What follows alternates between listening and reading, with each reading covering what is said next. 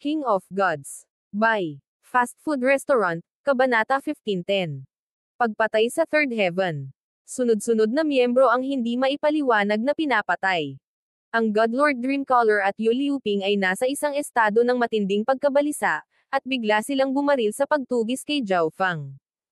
Alam nila na ito ay tiyak na isa pa sa mga kakayahan ng Ninth God Eye. Kung hindi ito magiging napaka-absurd at hindi maintindihan. Saan man pumunta si Zhao Fang, ang mga miyembro ng Sacred Land at Heaven's Legacy Race ay mamamatay, ngunit ang mga miyembro ng Light Race Divine Kingdom ay nanatiling ligtas at hindi nasaktan. Swish! Swish! Mabilis na naabutan ni Godlord Dreamcaller at Yu Liuping si Zhao Fang.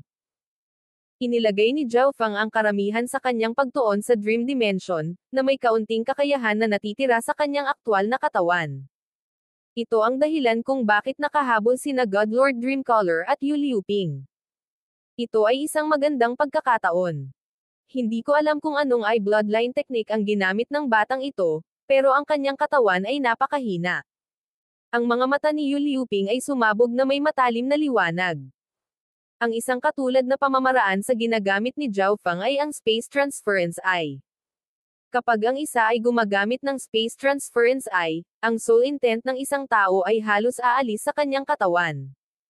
Sa panahong tulad nito, ang pag-atake sa orihinal na katawan ay magkakaroon ng pinakamahusay na epekto.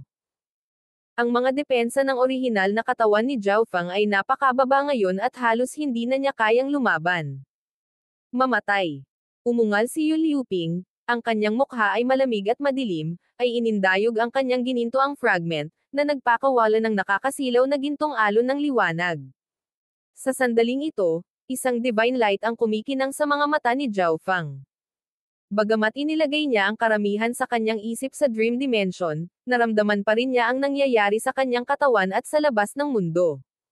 Tama na, bulong ni Zhao Fang.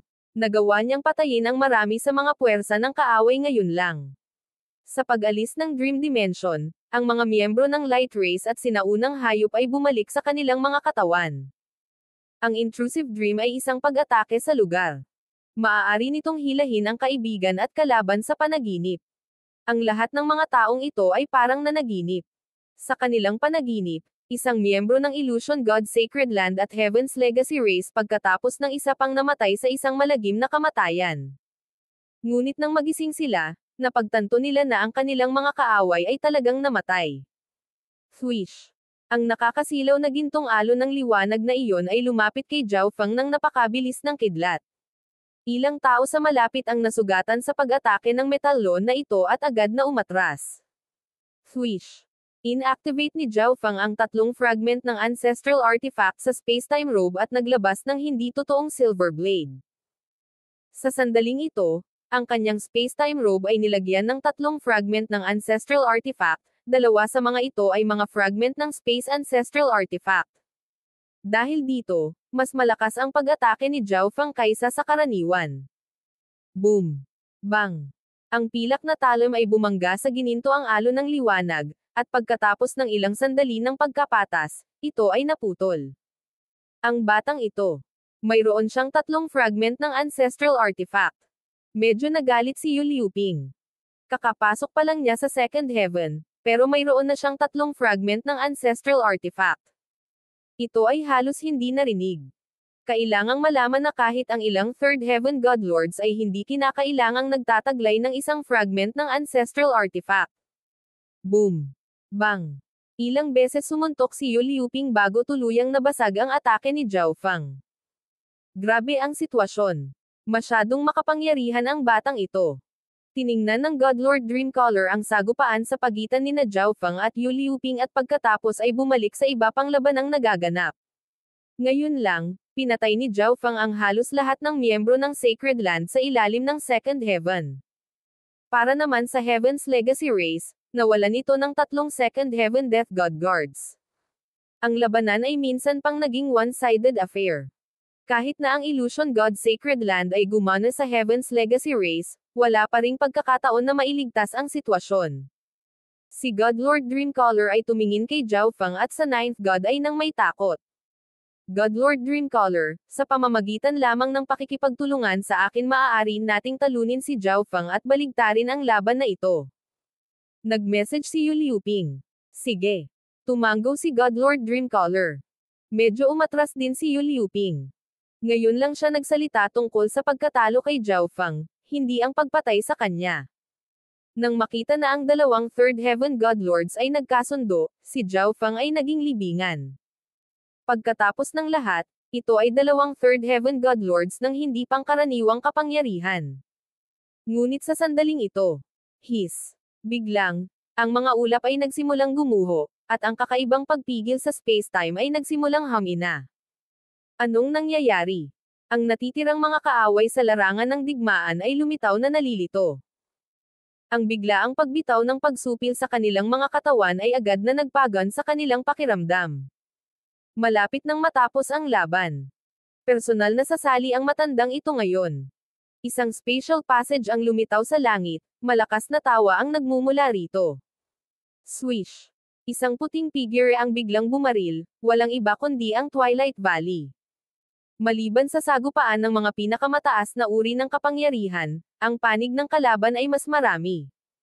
Kahit na walang pagsupil ng Divine Kingdom, sila ay matatalo pa rin. Napakaliit na bilang ng mga elite lamang ang natitira. Kapag ang kalaban ay marami, ang Twilight Valley na nag-iisang pinigilan ang lahat sa kanila ay may pinakamataas na epekto. Ngunit ngayon, ang epektong ito ay hindi katumbas ng halaga ng Twilight Valley na personal na pumasok sa larangan ng digmaan. Kailangang tandaan ng isa na ang Twilight Valley ay isang Third Heaven Godlord na may bloodline na light race. Lumubog ang mga mukha ni Yu Liuping at ng Godlord Dreamcaller. Bagamat nawala ang pagsupil sa kanila, napalitan ito ng mas malaking problema. Zhao Feng, ipaubaya sa akin ang matandang ito. Tumingin si Twilight Valley kay Yu Liuping, kumikinang ang mga mata na may malamig na layuning pumatay. Sige. Humalaklak si Zhao Feng at pagkatapos ay kinasuhan si Godlord Dreamcaller. Umalis. Nag-utos agad si Godlord Dreamcaller. Ang sitwasyon ay lumalala sa lahat ng oras. Ang pananatili pa rito ay malamang na magresulta sa lahat ng miyembrong dinala niya ay mapupunas at maging ang sarili niyang buhay ay nasa panganib. Gusto mong umalis? Posible ba iyon? Ngumisi si Zhao Feng habang pinapalitan niya ang kanyang Primal Chaos Energy at Tribulation Lightning Energy sa isang Primal Chaos Tribulation Lightning Sword. Swoosh! Swoosh! Hindi mabilang na bolts ng Primal Chaos Tribulation ang enerhiya ng kidlat ay umungol pasulong, tinatakpan ang mga landas ng pagtakas ng Godlord Dreamcaller. Isang 5 kulay na laso ang lumitaw sa kamay ni Godlord Dreamcaller. Habang iniindayog niya ito, ang laso ay naging 5 nakasisilaw na guhit ng liwanag na nakapalibot sa kanya, na humaharang sa lahat ng bolts ng enerhiya ng Primal Chaos Tribulation Lightning. Hihihi, nasa dulo ka na ng hininga mo. Malamig na tumawa si Zhao Feng. Ang paggamit ng Boundless Nightmare ay kumonsumo ng malaking halaga ng enerhiya, at siya ay nasugatan din ni Yu Liuping at ng Godkiller Cannon. Bagamat malaya na siya sa pagsupil ng Divine Kingdom ngayon, hindi pa rin nagagamit ng Godlord Dreamcaller ang halos lahat ng kanyang kapangyarihan.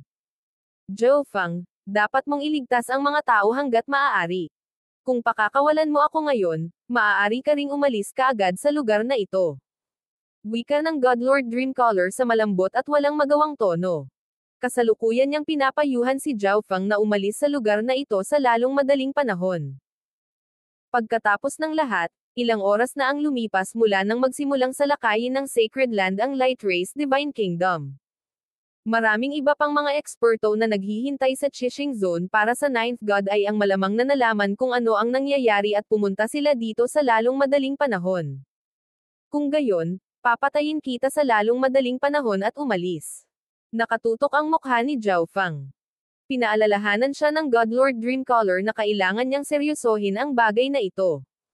Napaawang ang labi ni Godlord Dreamcaller nang marinig ito. Ang kanyang payo ay nagawang makamit ang kabaligtaran ng kanyang nais, na hinikayat si Zhao Feng na gamitin ang kanyang buong lakas laban sa kanya.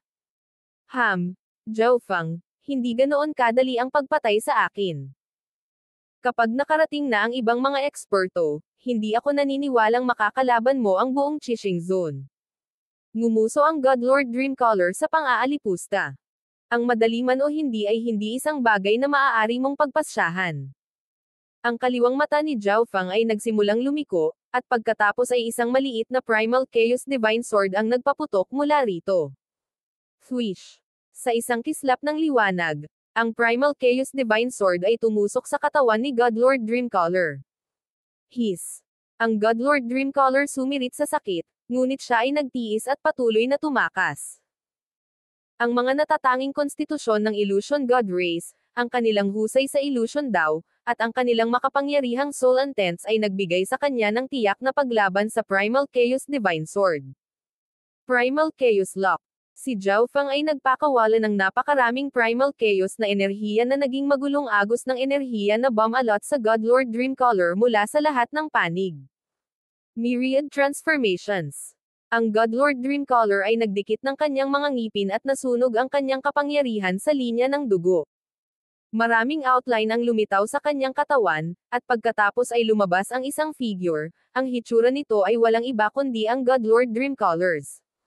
Sinundan ito ng pangalawa at pangatlong clone. Swoosh! Sumingit ang 100 magkaparehong kopya ng Godlord Dreamcaller, bawat isa ay may parehong kaluluwang enerhiya at bloodline na kapangyarihan. Sa huli, ang Godlord Dreamcaller ay nagkalat at tumakas sa 1,000 magkakaibang kopya. Anong tanga? Bahagyang nagulat si Zhao Fang, at pagkatapos ay tumawa siya bilang panunuya. Ang iba ay kaagad na naloko at masilaw sa pagpapakitang ito sa isang sandali, at 1 segundo lang ay sapat na para sa Godlord Dreamcaller, na napakahusay sa bilis, upang makatakas kasama ang kanyang buhay. Ngunit ang maraming nakalilitong copy ang ito ay walang kabuluhan laban sa mga mata ni Zhao Fang. Ang tunay na Godlord Dreamcaller ay walang pinagtataguan. I-lock. Kinokontrol ni Zhao Fang ang magulong agos ng enerhiya at pinalibutan sila ng Godlord Dreamcaller.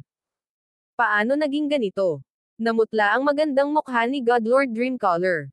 Wala pang 1 segundo ang kailangan ni Zhao Fang para mahanap ang kanyang tunay na katawan. Boom! Bang! Crash! Inilabas ni Godlord Dreamcaller ang kanyang ancestral artifact na fragment, na inilabas ang ice law nito para subukang pigilan ang pag-atake ni Zhao Fang. Ngunit ang enerhiya ng Primal Chaos ay maaaring kontrahin ang halos anumang iba pang uri ng enerhiya. Ang ice energy na ito ay hindi kayang pigilan ang Primal Chaos energy, at ang ilan dito ay naabsorb pa.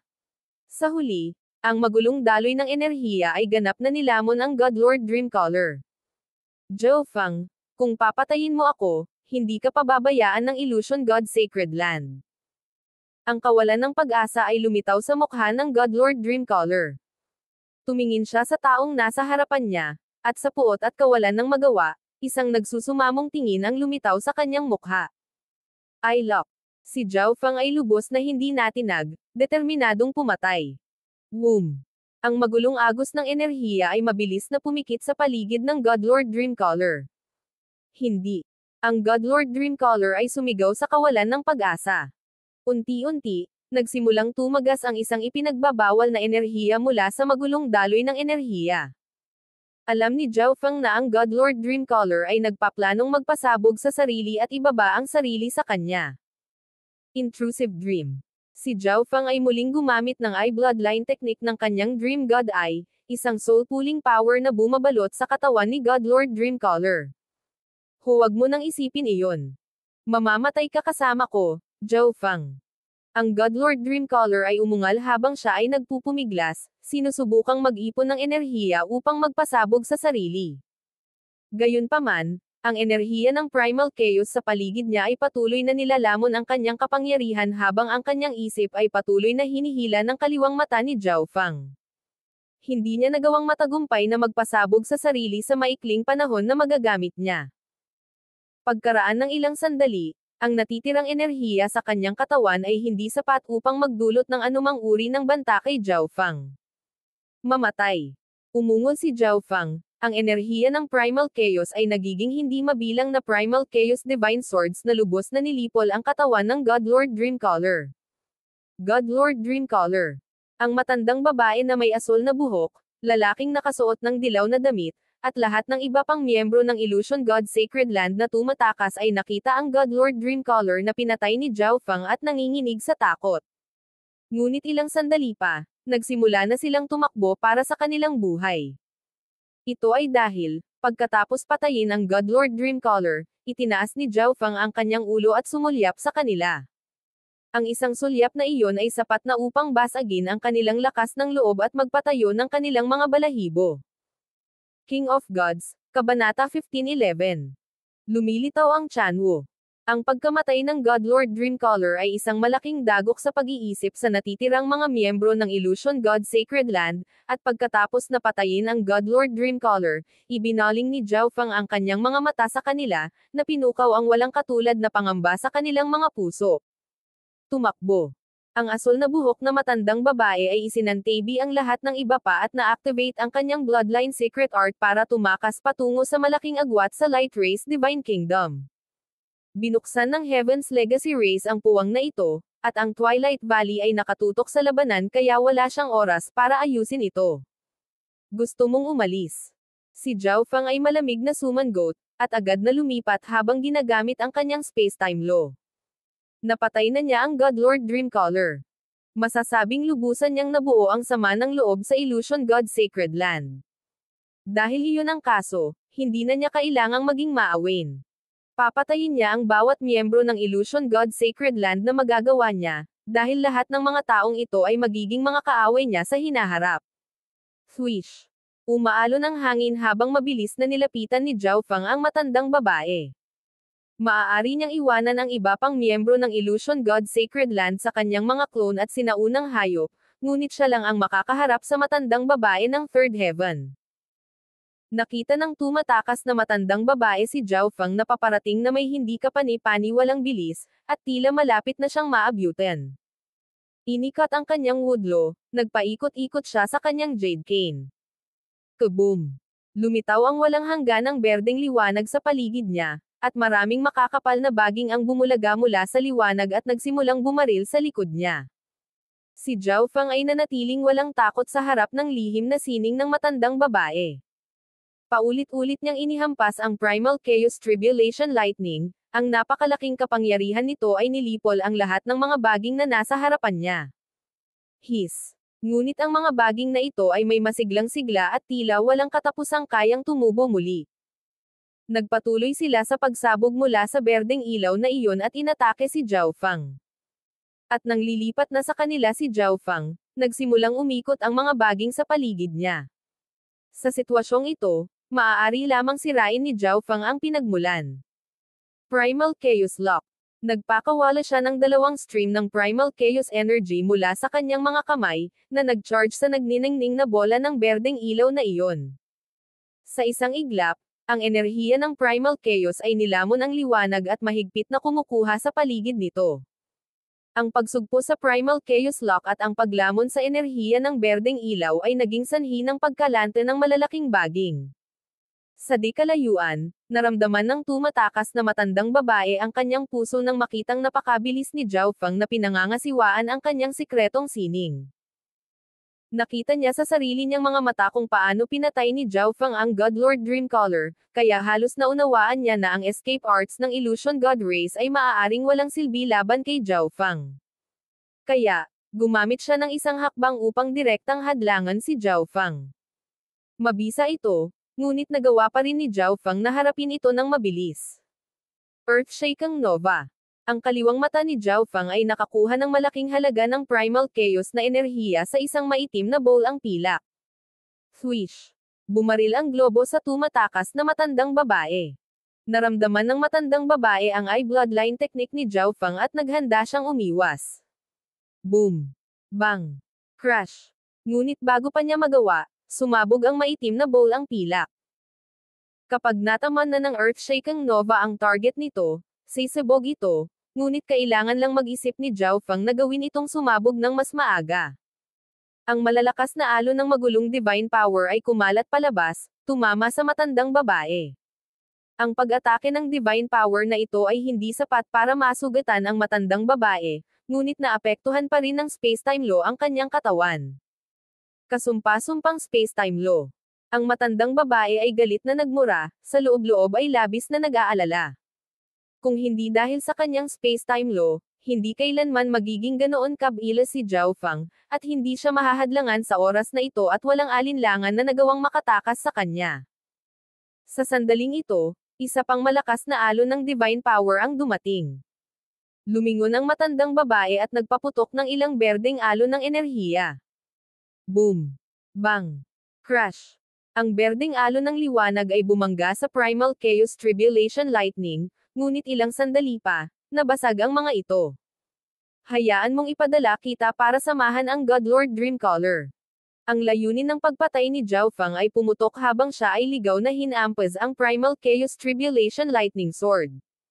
Sa harap ng malakas na open siba na ito, pinalibutan ng matandang babae ang sarili sa isang kahoy na harang. Boom! Bang! Ang kahoy na harang ay tumagal lamang ng ilang sandali bago ito pinaghiwa-hiwalay ni Zhao Fang.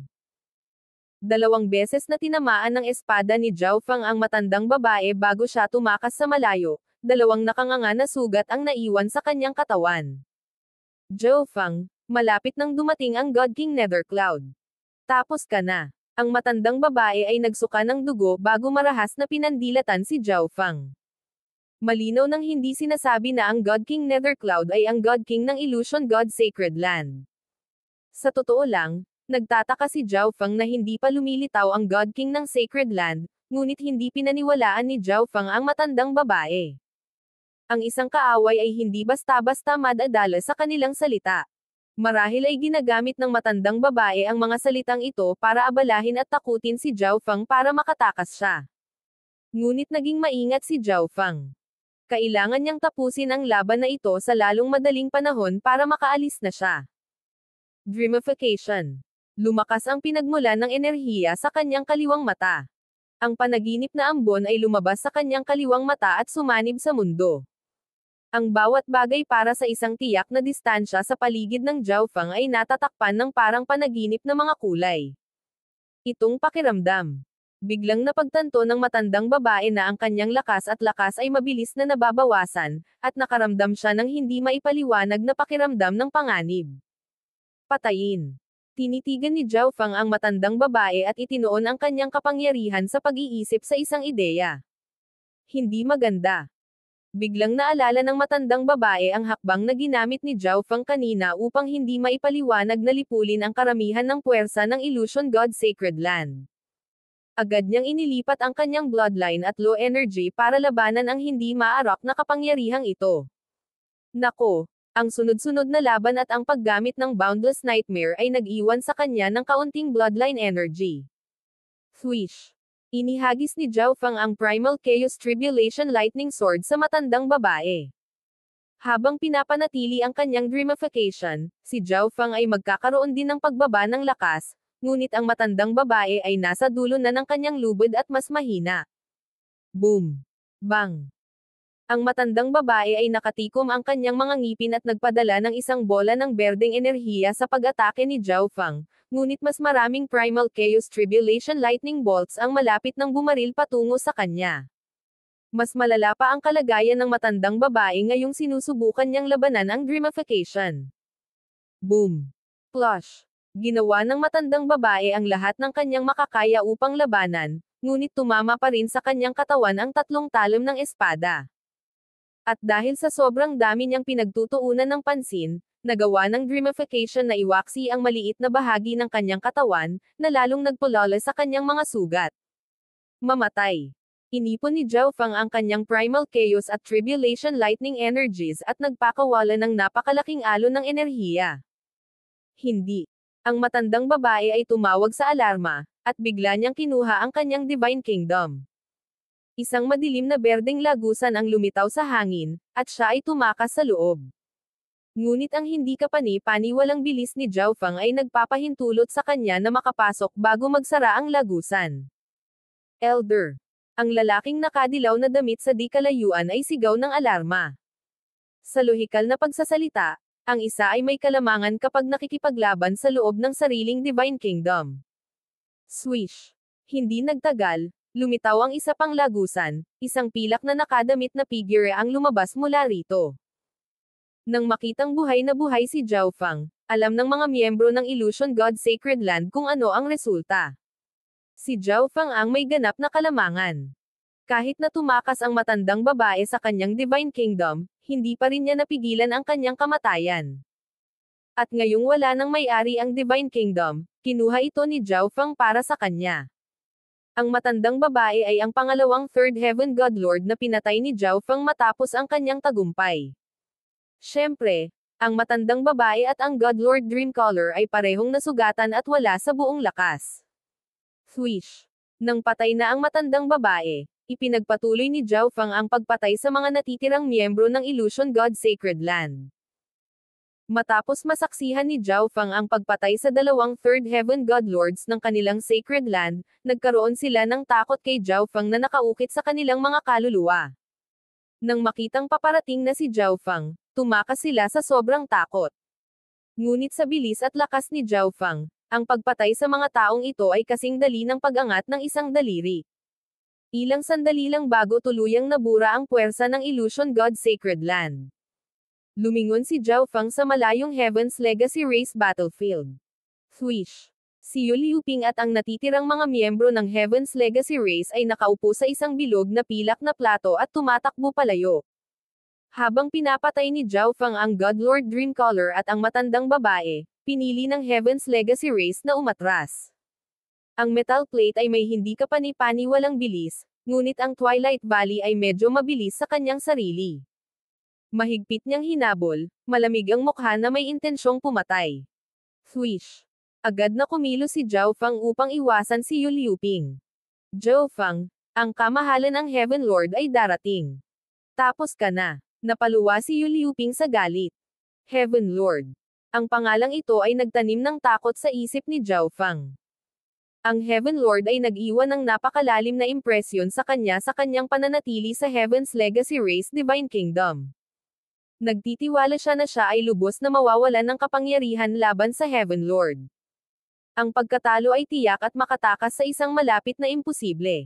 Senior Twilight Valley, ayusin ang Divine Kingdom at maghanda upang lumipat. Ipaubaya mo sa akin ang taong ito. Nag-message si Zhao Fang. Layunin ng Heaven Lord na makuha ang Ninth God Eye. Bilang miyembro ng Heaven's Legacy Race, halos tiyak na ipinaalam ni Yu Liuping sa Heaven Lord ang unang pagkakataon na mayroon siya, kaya nag-aalala pa rin si Zhao Fang. Sige. Agad namang umalis si Twilight Valley. Ang Heaven's Legacy Race ay talagang napakahirap harapin. Mahirap para sa kanya na pumatay ng taong kapareho niya. Bilang karagdagan, mayroon siyang matalas na pag-unawa sa kung gaano nakakatakot ang lahi na ito. Kung talagang may ilang eksperto sa Heaven's Legacy Race na pupunta rito, ang paglipat ng base ay talagang una niyang prioridad. Natuwa si Yu Liuping. Ang kanyang kamatayan ay malamang kung kailangan niyang harapin ang Twilight Valley at ang Ninth God ay nang sabay, ngunit kung isa lang ang kaharap niya, lubos siyang kumpiyansa sa kanyang mga pagkakataong makatakas. Ngunit biglang naramdaman ni Yu Liuping ang isang malakas at pamilyar na enerhiya. Ito ang enerhiya ng Heaven's Legacy Race Bloodline. Naalarma si Yu Liuping. Ito ba ay mga reinforcements? Ngunit hindi siya humiling ng anumang reinforcements. Sa sandaling ito, isang madilim na pilak na liwanag ang sumugod sa puwang sa Divine Kingdom. Enerhiya ng Heaven's Legacy Race, at isang napakalakas. Nagulat si Zhao Fang. Sinabi ni Yu Liuping ilang sandali ang nakalipas na ang Heaven Lord ay darating, at ngayon ito ay nangyari. Naghinala pa siya na ang taong ito ay ang Heaven Lord mismo. Kaboom! Ang madilim na pilak na liwanag ay bumaril at pagkatapos ay nagsimulang mamilipit, kalaunan ay naging isang napakalaking multo na naglalabas ng walang hangganang lakas. Ito ay isang kahanga-hangang matanda na may puting balbas at buhok. Nakasuot siya ng kulay abong shell sa kanyang likod na natatakpan ng mga sinaunang at misteryosong imahe. Ang mga mata ng matanda ay tila mga bintana sa universo, nakikita ang lahat. Ang Heaven's Legacy Race. Ang lahat ng iba pang mga tao sa Divine Kingdom ay naging mapagbantay na parang nahaharap sa isang malaking kalaban. Ang mga kakaibang katangian ng hitsura ng taong ito ay walang alinlangan na kinilala siya bilang isang miyembro ng Heaven's Legacy Race. Higit pa rito, Ang enerhiya na ipinalabas ng figure na ito ay nagbigay ng malaking presyon sa lahat ng naruroon. Hindi ito ang Heaven Lord, isip ni Zhao Feng. Gayunpaman, hindi maarak ang Heaven's Legacy Race. Hindi katakataka na ito ay isang top-class na eksperto na hindi pa niya nakakaharap. Ngunit mas natigilan si Yu Liuping. Chanwu. Nalaglag ang panga ni Yu Liuping sa gulat. Iniisip niya kung may darating na malapit na eksperto mula sa Heaven-defying faction, ngunit nagulat siya, ang bagong dating na ito ay si Yu Chanwo. Zhao Feng, sa wakas ay nagkita tayong muli. Tumingin si Yu Chanwo kay Zhao Feng at mainit na ngumiti. King of Gods, Kabanata 1512. Ang imbitasyon ni Chanwo. Habang lumilitaw ang projection ni Chanwo sa Light Race Divine Kingdom, malapit sa gilid ng Qixing Zone. Buzz. Boom.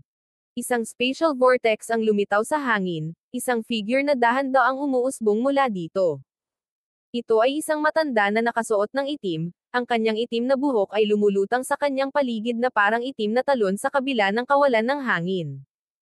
Ang kanyang madilim at malalalim na mga mata ay kumikinang sa malamig at masasamang liwanag. Sa sandaling lumitaw siya, ang nakapalibot na espasyo ay halos nagyelo at naging napakabigat.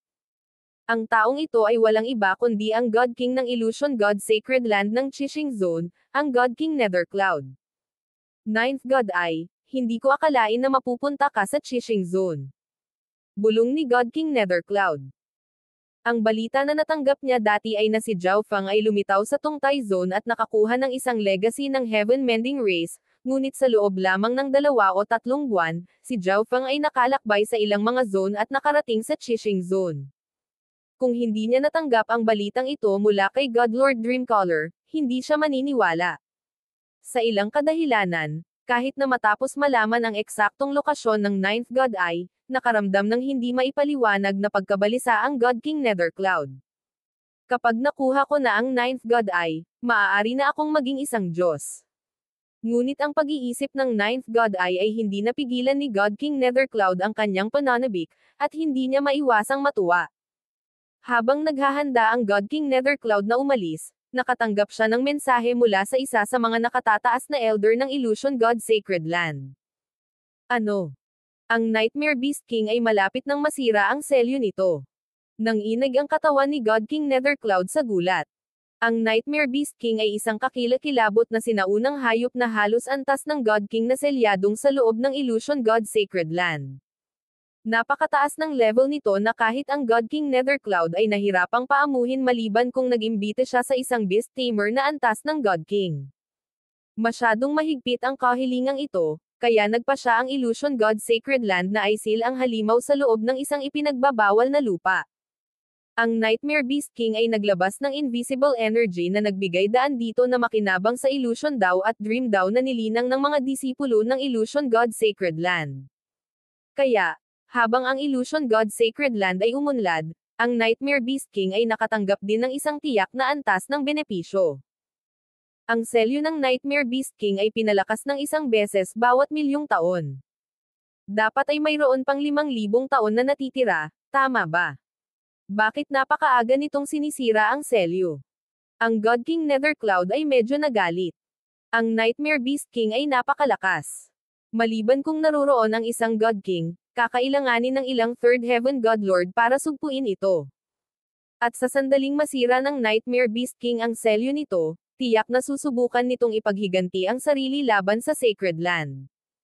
Ang Illusion God Sacred Land ay daranas ng napakalaking dagok, at ang buong Qixing Zone ay haharap sa isang kalamidad. Masasabi ng isa na, kung ang Nightmare Beast King ay hindi agad na selyuhan sa sandaling masira ang selyo nito, ang buong Qixing Zone ay mawawasak.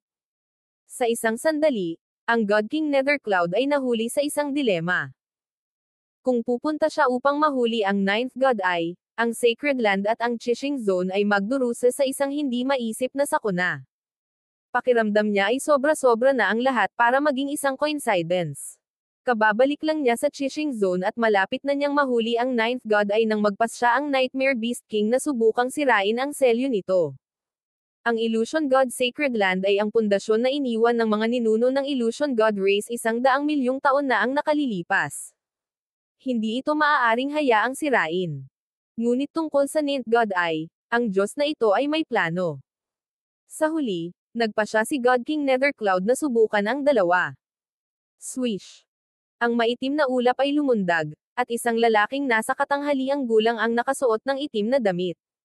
Ang nasa katanghaliang gulang na lalaking ito ay ang kanyang clone. Ito ay medyo katulad sa hitsura ng God King Nethercloud, na parang siya noong kanyang kabataan. Maghiwalay na tayo. Ang God King Nethercloud ay tumawag, at pagkatapos ay nawala siya. Swish! Nagtungo sa ibang direksyon ang nakasuot na itim na nasa katanghaliang gulang na lalaki. Ang clone ng God King Nethercloud ay may 40% ng kanyang lakas. Kahit na hindi nito makuha ang Ninth God Eye, mapipigilan siya nito ng matagal para sa God King Nethercloud na matapos ang pakikitungo sa Nightmare Beast King. Samantala, sa Light Race Divine Kingdom, isang napakalaking projection ang lumutang sa kalangitan, isa na tiningnan ng lahat sa Divine Kingdom ng buong kataimtayman. Zhao Feng, sa wakas ay nagkita tayong muli. Tumingin si Yu Chanwo kay Zhao Feng at mainit na ngumiti. Si Zhao Feng ay naging pipi. Hindi naman kakaiba para sa isang Heaven's Legacy race na malaman ang kanyang pangalan, ngunit sa tono ng taong ito, tila nagkita na sila noon pa. Walang ideya si Zhao Feng kung sino ang lalaking ito. Kling. Klang. Nagtapo ng maliit na pas ang magnanakaw ng ilang tansong barya, at kumislap ang mga mata nito. Sa di kalayuan, si Yu Liuping ay nanginginig sa gulat. Hindi niya akalain na magpapadala si Yu Chanwo ng projection sa lugar na ito. Mukhang sinusubukan pa rin ng Sage Faction na hadlangan ang plano ng Heaven Lord. Sabi ni Yu Liuping sa sarili. Swish! Nakontrol ang pilak na plato, tumakas si Yu Liuping. Gusto mong umalis. Mabagsik ang mukha ni Zhao Feng habang naghahanda siyang hampasin. Ngunit sa parehong oras, siya ay medyo nalilito. Hindi ba ang projection na ito ay mula sa isang miyembro ng Heaven's Legacy race? Bakit si Yu Liuping ay tumakas sa ganap na takot? Zhao Feng, ang God King Nethercloud ay bumalik na sa Qixing Zone. Dapat kang umalis sa lugar na ito sa lalong madaling panahon. Mabagal kumilos si Yu Chanwo. Casual lang niyang sinulyapan si Yu Liuping noon. Nagpapatuloy na hindi siya pinansin. God King Nethercloud. Ang pangalang ito ay naging dahilan upang manginig sa takot ang lahat ng naruroon. Ang God King Nethercloud ay ang God King ng Illusion God Sacred Land. Kahit na ang Twilight Valley ay hindi kumpiyansa na makakayanan niya ng kahit ilang suntok mula kay God King Nethercloud. Sino ka lang? Agad na tanong ni Zhao Feng.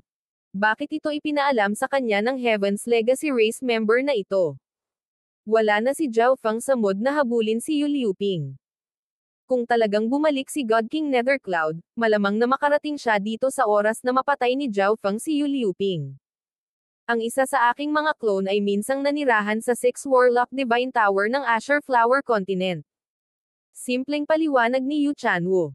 6 Warlock. Gulong-gulo ang isip ni Zhao Feng sa pagkaunawa. Matagal na siyang naghinala na ang 6 Warlock Divine Sage ay hindi ang sinasabi niyang siya, ngunit hindi niya inaasahan na isa lamang itong clone. Sa kasalukuyan, ang orihinal na katawan ng 6 Warlock Divine Sage ay nagpakita ng kanyang sarili kay Zhao Feng bilang isang projection. Ang 6 Warlock Divine Sage ay matagal nang naghinala na si Zhao Feng ay ang Ninth God Eye, ngunit hindi niya ito sinubukang agawin, kaya hinala ni Zhao Feng na, habang ang 6 Warlock Divine Sage ay maaaring miyembro ng Heaven's Legacy race, hindi siya kaaway. Sa gilid, natigilan din si Xin Wuang. Miyembro ka ng Sage Faction? Tanong ni Twilight Valley. Noong sinasalakay ng Heaven-defying faction ang Light Race, tinulungan ng Sage Faction ang Light Race. May impresyon pa nga ang Twilight Valley sa hitsura ni Yu Chanwo. Ang Sage Faction. Biglang naintindihan ni Zhao Feng. Alam ng maraming eksperto ng Ancient Desolate Realm of Gods ang tungkol sa Heaven's Legacy race. Ang lubhang matalinong lahi na ito ay hindi magkakasundo sa loob. Ito ay nahahati sa dalawang pangkat. Ang Heaven-defying faction ay nilabanan ang langit sa mga aksyon nito, habang ang Sage faction ay sumunod sa kalooban ng langit at tinulungan ang lahat ng nabubuhay na nilalang. Dahil sa sitwasyon, ang mga miyembro ng Heaven's Legacy race na pinamumunuan ng Heaven Lord ay malamang nakabilang sa Heaven-defying faction, at si Yu Chanwo ay kabilang sa Sage faction. Ipinaliwanag nito kung bakit hindi nakuha ng 6 Warlock Divine Sage ang 9th God Eye ni Zhao Fang. Tama.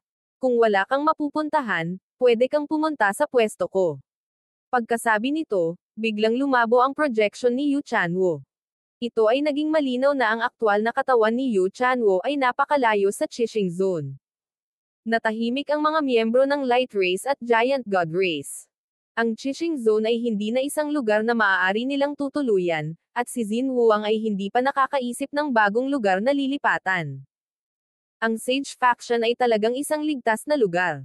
Kahit na masubaybayan sila ng Sacred Land, hindi ito mangangahas na kumilos ng walang ingat sa teritoryo ng Sage Faction. Siya ay nag-aalangan kahit na dahil hindi niya gaanong naiintindihan ang tungkol sa Sage Faction at medyo nag-aalala. Ang Light Race ay may katulad na mga alalahanin. Ano ang ginagawa ng Sage at Heaven-defying factions? Biglang tanong ni Zhao Fang. Pagkatapos manatili sa Heaven-defying factions Divine Kingdom at gumugol ng oras kasama ang Heaven Lord, natitiyak ni Zhao Fang na may gagawin ang Heaven-defying faction. Anumang bagay na pinaghirapan ng Heaven's Legacy Race ng Heaven-defying faction ay hindi maaaring maging normal. Naramdaman pa ni Zhao Fang na ito ay konektado sa kanya, kung hindi, ang Heaven-defying faction ay hindi magbabayad ng napakalaking halaga upang subukang makuha ang 9th God Eye. Maliban sa Heaven-defying faction, ang may pinakamataas na pagkakataon na malaman ang sagot na ito ay ang Sage Faction. Ang Sage Faction at Heaven-defying faction ay hindi nakipag-usap sa isa't isa sa maraming edad. Hindi ako malinaw kung ano ang sagot, at bukod pa, walang sapat na oras para pag-usapan ito. Huminto si Yu Chanwo ng ilang sandali bago umiling. Lalong lumabo ang projection, at tila anumang oras ay maaaring mawala. Senior, mangyaring sabihin sa amin ang iyong partikular na lokasyon. Matapos mag-isip ng ilang sandali, sa wakas ay nakapagdesisyon si Xin Huang. Nag-aalangan pa ang Twilight Valley. Kung hindi sila nililinlang ni Yu Chanwo at talagang pupunta ang God King Nethercloud dito, kailangan nilang umalis dito ng mabilis o harapin ang hindi maisip na mga kahihinatnan. Ito ang eksaktong lokasyon at ruta sa Sage Faction. Nasa iyo ang lahat. Lalong lumabo ang projection ni Yu Chanwo. Ipinadala niya ang impormasyon sa isipan ni Zhao Fang, Xin Huang, at Twilight Valley. Matapos gawin ito, ang projection ni Yu Chanwo ay ganap na nawala. Zhao Fang, ano ang pipiliin mo? Tanong ni Twilight Valley. Pupunta ako sa isang paglalakbay sa Sage Faction. Paninindigan ni Zhao Fang. Matagal nang alam ni Yu Chanwo na siya ang 9th God Eye, ngunit wala siyang ginawa.